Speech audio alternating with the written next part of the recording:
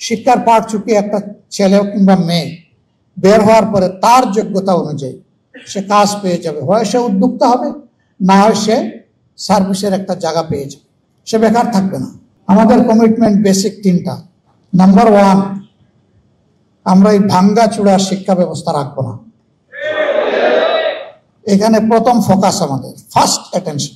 আমার মেরুদণ্ড নাই তো আমি দাঁড়াবো কিভাবে, আমি বসবো কিভাবে? মেরুদণ্ড ছাড়া তো শুইতেই পারবো না, আমি তো একটা ফুটবল হয়ে যাব। প্রথমে মেরুদণ্ডেই চিকিৎসার জন্য হাত দিতে হবে। এখন কেউ যেন আবার অপপ্রচার না করে যে উন্নয়নের শিক্ষা বাদ দিয়ে এখন শুধু হাদিস কোরআনের শিক্ষা দেওয়া হবে। আরে ভাই, হাদিস কোরআনের ভিতরেই তো সব উন্নয়ন আছে, এবং এটাকে সাপোর্ট করতে গিয়ে দুনিয়ার যত উন্নয়নের শিক্ষা সব ইনকর্পোরেট করা হবে ইনশাআল্লাহ। আমরা শুধু যে শিক্ষা মানুষের মধ্যে অনৈতিকতা সৃষ্টি করে, মানুষকে করাপ্ট বানায়, মানুষকে একটা ইতর প্রাণী বানায়, আমরা ওই শিক্ষা দেব না।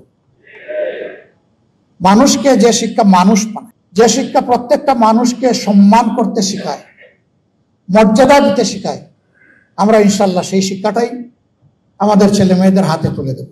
এবং এই শিক্ষার সাথে সর্বোচ্চ বৈষয়িক উৎকর্ষের শিক্ষাটাও থাকবে। নৈতিক আর বৈষয়িক দুই শিক্ষার মহামিলন হবে ইনশাআল্লাহ, যার ফলে শিক্ষার পাঠ চুকি একটা ছেলে কিংবা মেয়ে বের হওয়ার পরে তার যোগ্যতা অনুযায়ী সে কাজ পেয়ে যাবে, হয় সে উদ্যোক্তা হবে, না হয় সে সার্ভিসের একটা জায়গা পেয়ে যাবে, সে বেকার থাকবে না। বেকারত্ব তো জাতির জন্য ক্ষতির কারণ। হ্যাঁ, বয়স যাদের হয়ে গেছে, এই দেশকে জাতিকে সেবা দিয়ে এখন আর শরীর যাদের কুলোয় না, তারা ইনশাল্লাহ বেকার নন, আমাদের সম্মানিত সম্পদ হিসাবে আমাদের বুকে থাকবে ইনশাল্লাহ। কিন্তু কোনো যুবক যুবতী কাজের বাইরে থাকবে না, কাজ যেটাই হোক তার হাতে একটা থাকবে, হয় সে উদ্যোক্তা, না হয় সে চাকরিজীবী, একটা কিছু হবে ইনশাল্লাহ। 2 নম্বর হচ্ছে, শুধু ডিগ্রির ভিত্তিতে এই কল্যাণ রাষ্ট্রে কারো মর্যাদা নির্ণয় হবে না, তার মর্যাদা নির্ণয় হবে তার কাজের ভিত্তিতে।